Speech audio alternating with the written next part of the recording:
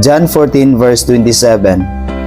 Peace I leave with you, my peace I give to you, not as the world gives do I give to you.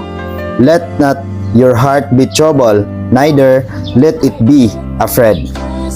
Sa ingon ni Lord igsoon, ang iyang kalinaw iyang gibilin kanato. Ang kalinaw sa Dios iyang gihatag kanatong tanan. Na ang kalinaw sa Dios igsoon dili sama sa kalinaw sa kalibutan. Kalinaw nga walay sama. Maong ingon siya igsuon, ayaw kabalaka ug ayaw kahadlok. Kay lahi ang kalinaw sa Dios nga iyang gihatag kanatong tanan kumpara sa kalibutan. Kumpara sa kalinaw sa kalibutan.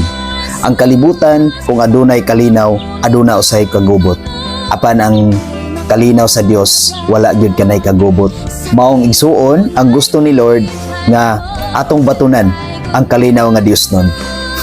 Nganong atong batunan ang kalinaw nga Dios nun? Aron sa kanunay malinawon kita. Aron sa kanunay malinawon ang atong kinabuhi. Ug kun sa kanunay anaa kanato ang kalinaw, anaa usab kanato ang Dios sa kanunay. Tungod kay ang Dios naghatag og kalinaw sa kanunay. Tungod kay nag-ingon siya, peace I live with you. Mao na giingon sa Dios igsuon nga ang iyang kalinaw iya nagibilin kanato.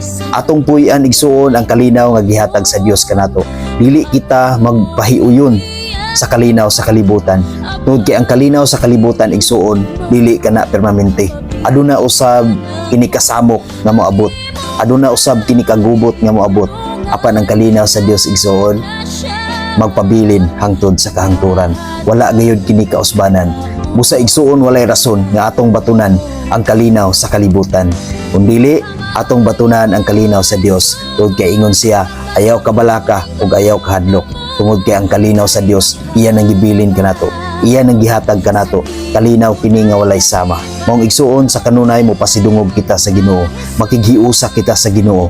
Makig-communicate kita sa Ginoo. Makigrelasyon kita sa Ginoo. Atong lig-unon ang atong pagsalig ug pagtuo kaniya. Tungod kay ingon siya, ayaw kabalaka ug ayaw kahadlok. Tungod kay ang kalinaw igsuon, iya gayud kanang ihatag kanunay kanato. Ug kana nga kalinaw igsuon, dili gayud kita mabalaka. Dili gyud magsakit ang atong kasing-kasing. Tungod kay ang kalinaw sa Dios nga ihatag kanato. Kalinaw nga walay sama. Kalinaw nga dili sama sa kalibutan. Amen. God bless sa tanan.